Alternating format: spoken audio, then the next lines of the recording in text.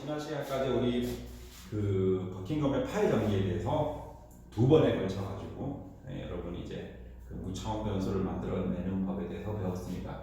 근데 실제 이 수리학이나 아니면 역학 쪽에서 자주 사용되는 무차원 변수들이 잘 정리가 되어 있어요. 우리 레놀즈 넘버, 그 다음에 프라우드 넘버, 그 다음에 오일러 넘버, 코시 넘버.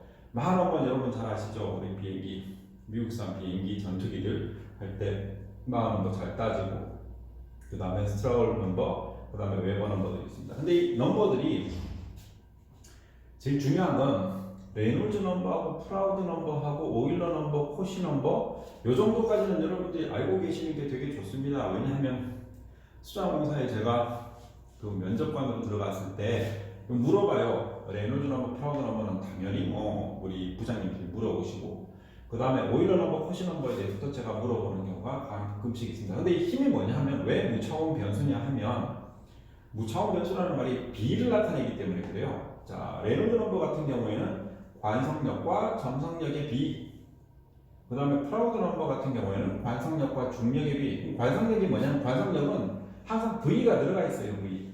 유속이 들어가 있어요. 그죠? 그 다음에 오일러 넘버 같은 경우에는 압력과 관성력의 비, 관성력 V 들어가 있죠. 자, 코시 넘버 같은 경우에는 관성력과 충력의 비, V 들어가 있죠. 그죠? 관성력이라는 것은 다 V가 들어가 있다라는 거 알고, 이런 넘버들이 있는데 최소한 요 4개는 기억을 하시는 게 좋습니다. 레놀즈 넘버, 프라우드 넘버, 오일러 넘버, 코시 넘버에 대해서는 알아두시는 게 좋습니다. 자, 그 다음에 우리 이제 상사법칙에 대해서 배워보도록 하겠습니다. 상사는 것은 서로 상, 닮을 사, 유사하다 할 때 그 사자. 그 다음에 서로 상, 서로 닮은 법칙. 이게 뭐냐 하면, 이제 그림에서 먼저 한번 봅시다. 내가 배를 만들고 싶어. 근데 큰 배도 있고 작은 배도 있죠. 여러분 되게 안타까우고 슬픈 우리들 역사 중에 하나가 세월호 이제 참사가 났을 때 그 여러분들 TV를 통해서 보셨는지 모르겠지만 우리 작은 배를 가지고 세월호가 어떻게 침몰이 됐는지를 계속 실험하는 걸 보셨죠. 그러니까 이 배와 이 배, 이 작은 배로 큰 배를 어떻게 만들든지 아니면 어떻게 운행이 됐든지를 이렇게 알아낼 때 이 배와 이 배에 서로 닮은 꼴이 있어야 된다라는 게 바로 우리 그 영어로 우리 닮았다는 걸 similar라는 말 쓰죠. 근데 이 상사는 similitude를 얘기해요. 그래서 이게 원형, 프로토타입을 우리 원형이라고 하고, 그 다음에 마델을 이 마델이라고 해요. 이게 조그맣게 이렇게 축소된 걸.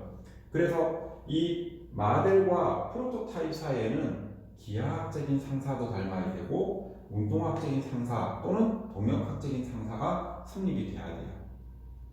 그죠? 근데 되게 쉬워요. 기하학적 상사는 그냥 줄이면데 여기 P는 프로토타입 원형이고 그 다음에 이 M은 마델이에요. 그러니까 몇 배로 줄였느냐, 길이 단위로 몇 배를 줄였느냐가 바로 기하학적인 상사를 의미한다. 바로 기하학적인 상사는 길이 단위로 얼마를 줄였느냐. 그래서 우리 앞 시간에 버킹엄의 파이 정리할 때 우리 공통으로 들어가는 반복 변수를 결정을 할 때 우리 관경은 기하학적 상사에서 도출이 된다. 그 선택이 되었다. 픽업이 되었다라는 거죠. 그러니까 왜냐하면 직경이 L 단위이기 때문에. 그죠? 직경이 L 단위이기 때문에. 그래서 이러한 걸 씁니다. 자, 우리 보면 그 다음에 운동학적 상사는 운동학적 상사와 관련된 물리량은 속도 있었죠. 그 운동학적 상사에서 우리 속도 있었죠. 가속도, 유량, 각변이, 각속도, 그리고 각가속도 등이 있는데 이때는 얘가 중심이 돼. 운동학적 상사는 V가 중심이 되는 거예요. 그러니까 만약에 이런 큰 원형과 작은 용, 자 우리 큰 원형을 할 때 우리 토목적인 관점에서 쳐다보면 교각을 내가 위에서 바라보는 거예요. 동그란 교각 보셨죠? 동그란 교각에서 바람이 불어서 이렇게 지나갈 때에 그 다음에 이 유속을 결정을 할 때에는 VR, 그러니까 이거는 레이셔라는 뜻인데 마델과 프로토타입에서는 어떻게 되는지.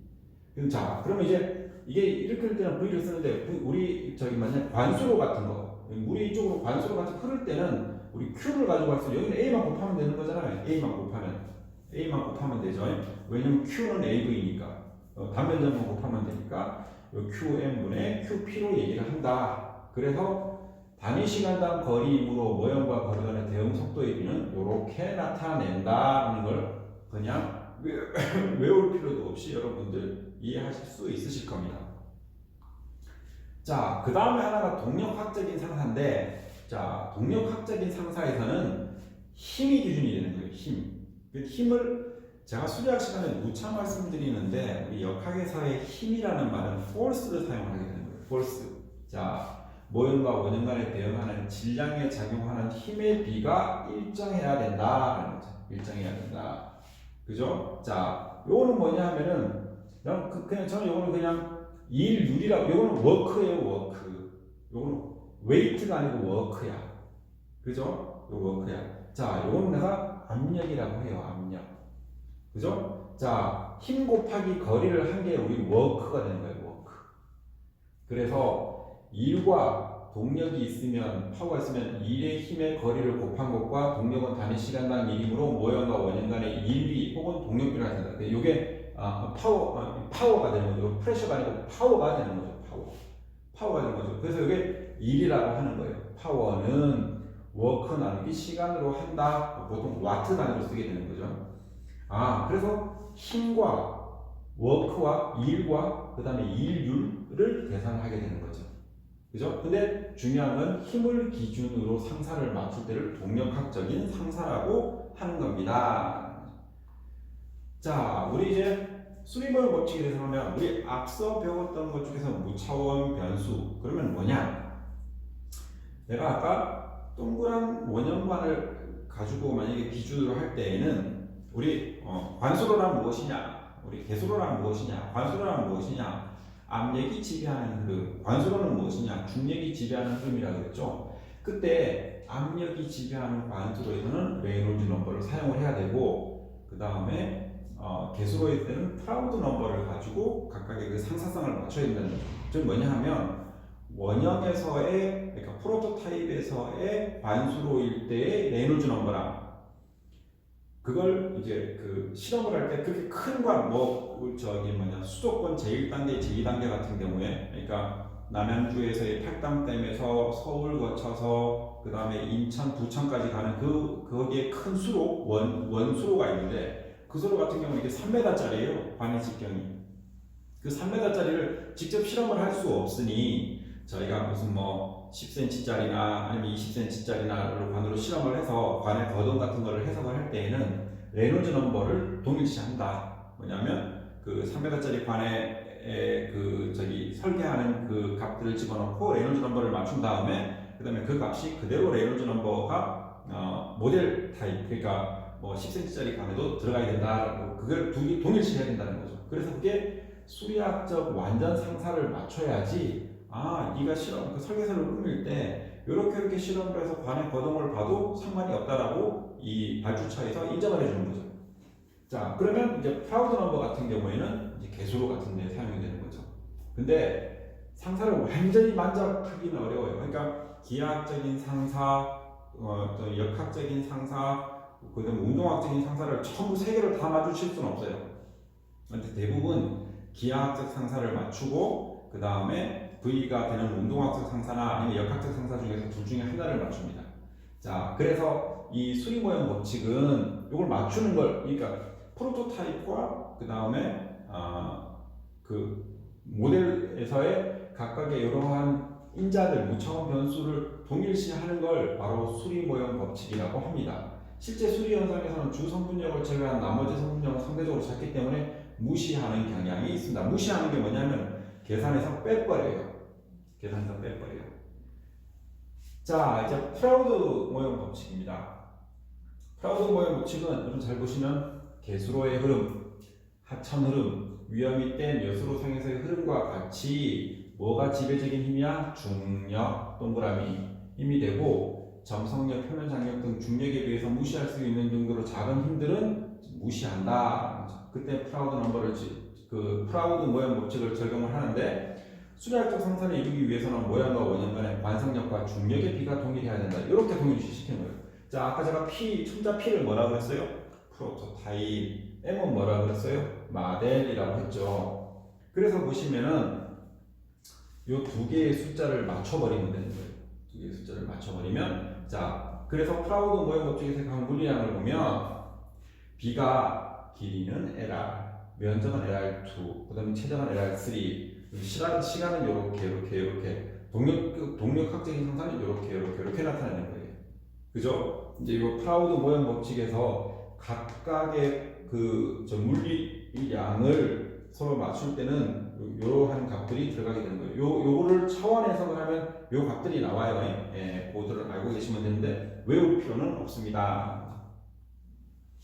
자, 그 다음에 레놀드 모형 법칙. 레놀드 모형 법칙은 크고 작은 관수로. 자, 프라우드 넘버를 관수로를 지배하는 흐름은 점성력. 그리고 사실은 관수로를 지배하는 압력이죠, 압력이죠. 자, 그래서 관성력과 점성력의 비기를 나타내는 게 레놀드 넘버인데. 프로토타입과 모델 타입의 레놀드 넘버를 동일시해야 된다. 그 차원 해석을 하면은 마찬가지로 프라우드 넘버 때와 같이 길이는 어떻고 면적과 최적은 바뀌지 않아요. 이건 보통 프라우드 넘버 때랑 동일시됩니다. 동일시.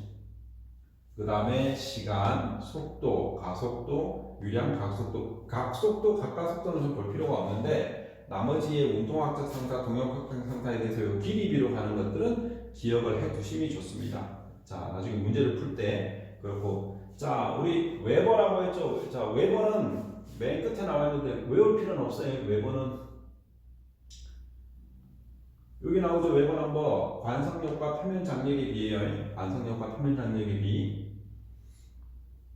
저건 제가 문제 풀어줄 때 제가 했어요.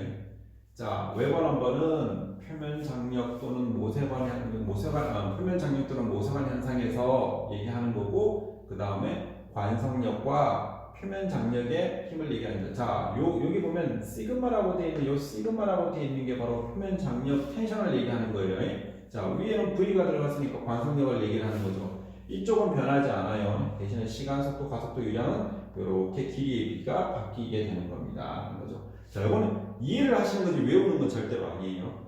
자, 이렇게 웨버 넘버 했고, 그 다음에 코시 넘버. 아까 코시 넘버는 봤죠? 코시 넘버는 뭐와 뭐에 비해요?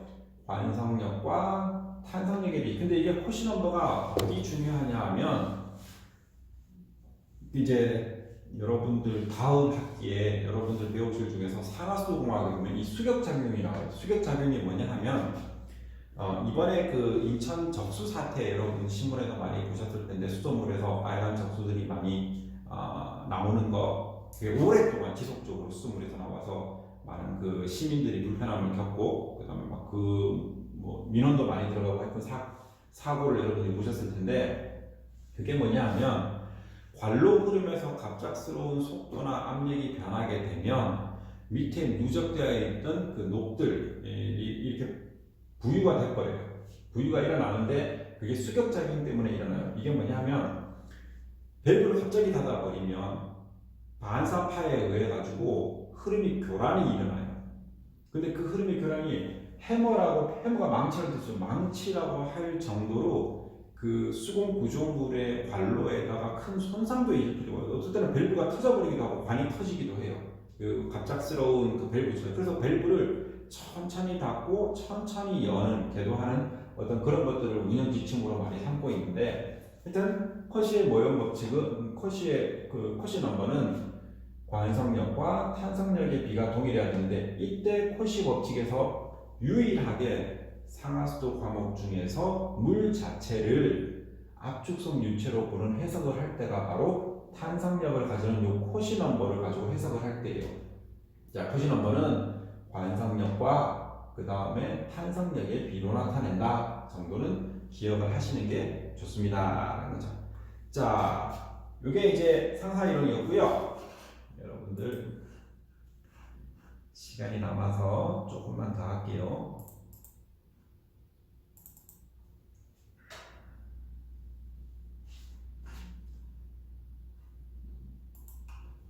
자, 우리 이제 수리 구조물의 설계에 대해서 조금만 배워봅시다. 그럼 좀 맛배기만 좀 보고 자 봅시다. 자, 수리 구조물이란 그거 물어본다. 수정공사 가면 이수가 뭐냐고 물어봐요. 자, 이수는 뭐냐면 물을 이용하는 거야. 그러니까 관계용수, 생활용수, 공업용수 뭐 이런 것들은 물을 이용을 할 때는 우리는 물을 이용을 한다라고 하고, 치수는 홍수 방제, 물을 다스린다라는 뜻이에요. 정치할 때 치자와 그다음에 물술자 써서 홍수를 제어하는 것을 우린 치수라고 해요. 그래서 수리구조물이란 이수 또는 치수 목적의 토목구조물이다라고 얘기하는 게 맞아요. 그죠? 자, 일반 수리구조물 그러면은 자 수위유지구조물 여러분 보 보면 어떻게 돼요? 보가 딱 서 있으면 그때 물이 원류되지 않고 딱 있으면 그대로 수위가 딱 유지되죠. 그걸 바로 수위유지구조물이라고 하고, 송수용 구조물은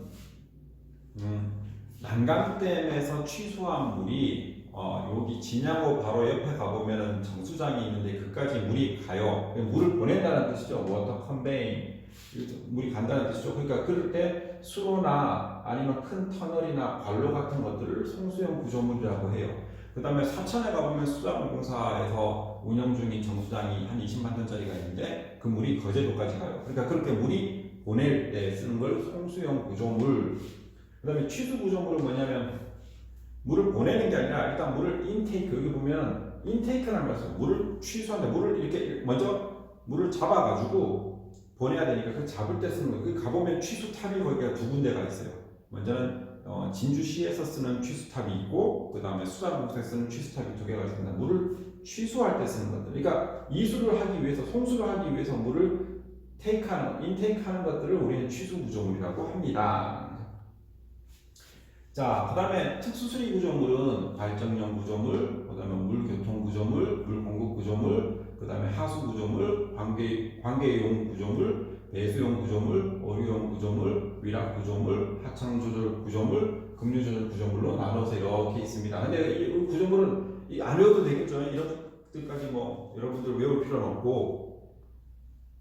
자, 이제 하나 봅시다. 위협. 우리 이때까지 7장, 6장, 7장에 위어 많이 봤어요. 위어는 하천 바닥에 장애물을 설치하여 그 위로 물이 흐르도록 한 구조물로 위어에서 수심을 측정하면서 유량을 간편하게 측정한다. 그러니까 우리가 위어가 나오면 혹은 오리피스가 나오면 예연 위어가 나오면 방전 위어가 나오면 Q는 얼마라고 공식이 나와 있었죠. 그거는 제가 지난번 연습 문제 풀이 우리 중독책 그 토목기사 준비하는 그 연습 문제 풀 때 요거 정도는 외워줘야 된다, 기억하고 있어야 된다라고 얘기했죠. 그래서 그걸 위어라고 합니다. 물이 위로 넘어가는 거, 원류하는 구조물을 위어라고 합니다. 위어는 끝이 뾰족한 예연 위어와 끝이 넓대대한 광정 위어로 나눌 수 있습니다. 그리고 넘어가는 단면의 형상에 따라서 사각형 위어, 삼각형 위어, 그 다음에 타원형 위어, 사다리꼴 위어로 나타나는데 통상적으로 사각 위어나 삼각형 위어로 나눌 수가 있다는 것을 많이 써요. 자, 위어는 불완전한 오리피스라고 얘기했어요. 오리피스는 구멍이 나서 전면으로 다 흘러가는 거. 그 구멍이야 구멍, 그냥 오리피스는 그냥 구멍이라고 생각하시면 돼요. 자, 12.3.1과 같이 물이 흐르는 상단부 정점부가 약 1에서 2mm 정도 될 때는 예연 위어라고 합니다. 예연 위어. 그죠? 자, 수도 H는 그림과 같이 위어의 정점부로부터 상류 에너지선까지의 높이. 자, 우리 에너지선이라고 배웠죠. 에너지선은 뭐야? 위치 에너지, 압력 에너지, 속도 에너지의 총 합이 이루는 걸 에너지선이라고 하고, 그 다음에 동수경사는 그때 속도 에너지만 빼버리면 된다. 그죠? 자, 낙차부로부터 좀 떨어진 상류부의 수위와 에너지선은 일치한다. 낙차부에서 조금 떨어진 데는 일치하므로 일반적으로 수도 H는 위어 직상류부 수심 H와 같다라고 한다. 요거와 같다라고 한다. 보통 가정을 한다라는 거죠. 자, 여기에서 여기 스몰 h와 요 큰 h와의 차이로 인해서 우리 유량 계수라는 걸 써가지고 고정을 한다. 그러니까 Q는 얼마 할 때 C 값 들어가는 게 바로 유량 계수였습니다. 그죠? 자, 우리 위어를 볼 때 또 나왔다. 제가 중독 시간에 여러분들한테 외우라고 했었죠. 자, 측면 수축이 없는 사각형 위어. 이게 뭐냐 하면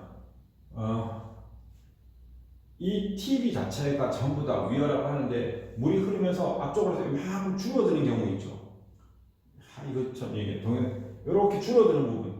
물이 이렇게 앞으로 흘러오는데 물이 이렇게 수면이 이렇게 수축이 돼. 그걸 우리가 측면 수축이라고 하는데 그 수축이 없는 경우 위석이 상당히 느린 거죠. 자, 수로 측면의 영향으로 인해 흐름 단면의 수축이 없는 사각형 위어를 베이징 위어라고 하고, 이때 측면 수축이 없는 사각형 위어에서의 유량 공식은 Q는 어쩌고 저쩌고 뭔지 몰라도 돼. 뭐 여기 보면 2G까지 들어가고 H의 2분의 3은 내가 외워두라고 했어요. 그죠? Q는 3분의 1은 안 외워도 돼. 대신에 2G 곱하기 H의 2분의 3승이라고 외우면 돼. 그죠? 여기서 L은 위어의 폭이고 H는 위어상의 수두로 보통 위어 정점부터 수문까지 수심 H로 가정을 한다. 그 소문자 H랑 그 다음에 그 라지 H랑은 별 신경 쓸 필요 없다라는 거죠. 자, 그래서 이제 이 베이징이라는 놈이 이제 요 C 스타 값을 요렇게 정했는데 이거 외워야 됩니까? 외우지 마. 이거 외우지 마. 이 값 줘. 이 값 줘. 이 값은 무조건 주게 돼 있으니까 이걸 외워서 이거 못 푼다 이거지. 그죠? 자, 요 값은 주어집니다. 그러니까 그럼 외울 게 뭐가 돼 있어? 자, 다 빼고 루트 2g h의 2분의 3승은 외워두고 있어야 된다. 아니 나 그것도 못 외우겠어. 그럼 q는 사각형 위어일 때 h의 2분의 3승에 비례한다라고만 알고 있으면 됩니다. 아주 쉽죠? 예? 자, 그 다음에 이놈의 이제 레벅이라는 놈이나 아니면 여기는 이게 뭐냐 하면은 이게 어떤 기관의 이름이에요. 그러는데 이게 C 값을 이렇게 복잡하게 주는데 이걸 외우진 않아. 외울 필요도 없어. 외우는 것도 안 되고 나도 못 외워. 근데 어떻게 하냐? 요 C 스타 값, C 프라임 값이나 아니면 유량 개수 값을 보정하는 값들은 보통은 문제에서 주게 돼 있어요. 그리고 이런 값들은 여러분 구글을 쳐봐도 잘 나와 있으니까 당황하거나 노하지 말고 C 값이 어디 있는지 문제를 잘 보시면 됩니다. 자, 우리 여기 있는 게 요만큼이 우리 저기 뭐냐 진공이 생긴다 그러죠. 진공이 이렇게 생기는 거죠. 위아래 이렇게 넘어오다 보면. 자, 수맥에서의 공기의 순환. 이게 예연위어예요. 1에서 2mm 정도 되면 위어라고 했으니까 예연위어에서 자유수맥, 이런 게 자유수맥이에요. 자유수맥이 뭐냐면 위에도 자유수맥이고 여기 공간이 요만큼인 걸 자유수맥이라고 해요. 형성되기 위해서 위어 단위 길이당 필요한 공기의 양을 이렇게 표시를 해놨어요. 그죠? 자, 이렇게 표시해놨어요. 자, 여기서 보면 HP는 이거 나왔잖아요. 딴 거 다르게 Q는 내가 유량이죠. 근데 왜 스몰 Q 썼어? 왜 소문자 Q 썼어? 이게 단위 폭당 필요한 거죠, 그죠? 단위 폭당 필요한 거기 때문에 원래 Q는 L의 3승 per T가 나오는데 이거는 L의 제곱분의 T로 나타나는 거예요. 자, 그럼 저 H는 위아의 정점부 상의 수도. 그러니까 요거를 우리가 그냥 라지 H로 보는 거죠. 라지 H. 그 다음에 Q는 단위 폭당유량. 그 다음에 HP는 수맥 아래 수조의 수심으로부터 하류 수심과 유량 및 낙차의 높이 델타 G의 함수인데 얘를 그냥 값을 줘야 돼. 얘는 계산해야 되는 값이야. 그죠? 그죠? 자, 그래서 자, 그 다음에 측면 여기 보시면 그림을 자세히 보시면 이 사각형을 하는데 이만큼 폭이 줄죠. 여기 이제 책 자세히 보시면 이게 L인데 이만큼 줄어. 이만큼 여기 물이 흘러 들어갈 때 이만큼 수폭이 줄잖아. 그때가 측면 수축이 있는 사각형 위어라고 한다. 그죠? 자, 옆에서 보면 수로 측면의 영향으로 위어상의 흐름이 단면 수축이 발생. 여기 보시면 단면이 이렇게 줄어드는 거 보여요? 그림 잘 그렸어요? 자, 이 경우에 위어의 측면도 정점부와 같이 예형으로 되어 있다면 단면 축소가 발생을 하는데 그때 유량도 이렇게 계산할 수 있다. 근데 이것도 Q는 1.84 외울 필요 없어. 문제는 H의 2분의 3이라는 걸 외우고 있어야 돼요. H의 2분의 3. 이게 사각형 위어에서의 유량은 H의 2분의 3승에 비례한다라고 외우고 있어야 됩니다. 근데 이놈이 실험을 했네. 측면 수축으로 인해서 위어폭 L이 어느 정도만큼 감소하는 것을 알아내고 다음과 같이 측면 수축이 있는 사각형 위의 경우 Q 값을 얘가 실험을 통해서 이렇게 제시한 거예요. 이게 실험식이기 때문에 외우실 필요는 없습니다. 그러면 앞서 본 그 식에 더 정확한 것을 못 줘서 얘가 뭐냐 하면 그 측면이 수축되는데 얼마만큼 영향을 주는지를 이 그래프를 통해 가지고 찾게 만들어 놓은 거예요. 그래서 Q는 그죠? Q는 요 그림에 의해 가지고 이렇게 계산이 된다. 자, 요 식은 측면 수축이 없는 식과 보면 유사하죠? 그죠? 유사하죠? 똑같아. 자, 근데 여기 E자가 이렇게 달려 있네. E자가. 자, 그래서 그 값을 찾는데 PW와 H는 앞에 그림을 딱 보는데 PW와 여기에 H값, 요 H값은 에너지선까지의 높이라고 그랬죠. 이 높이를 찾아가지고 쭉 올라가서 이렇게 설라문에 찾아보면 이 C 값을 찾아낼 수 있다고. 이때 C 값은 뭐냐 하면 이게 단면 수축이 있는 경우에 이게 보정값을 이렇게 다 적어놨죠. 그죠? 그 다음에 KL 값도 이걸로 찾아내는데 L하고 D, B로. 자, 그러면 L은 이 앞에 식이 보면 L이 요만큼이고 B가 요만큼이지. 그 B를 따라가지고 쳐서 이렇게 찾아내면 돼. 그 다음에 H 값도 이렇게 뽑아내. 자, 근데 이걸 왜 중요하게 표시를 파란 박스를 안 쳐놨냐? 왜냐하면 우리는 이런 것들을 그 토목에서 만약에 위어 설계를 할 때 안전일로 계산을 해요. 이 정도를 좀 더 주자. 혹은 이 정도는 조금 더 높게 평가를 해서 혹시나 극단적인 상황에도 물이 이게 넘쳐나지 않고 자연스럽게 위어를 통해서 원류되게 설계를 하기 때문에 이 값들을 그렇게 중요하게 생각을 하지 않는다. 네, 안전율이 왔답니다. 안전율이 왔다. 자, 그렇게 하는 겁니다. 다음에 자, 그 다음에 삼각형 위어. 잠시만요.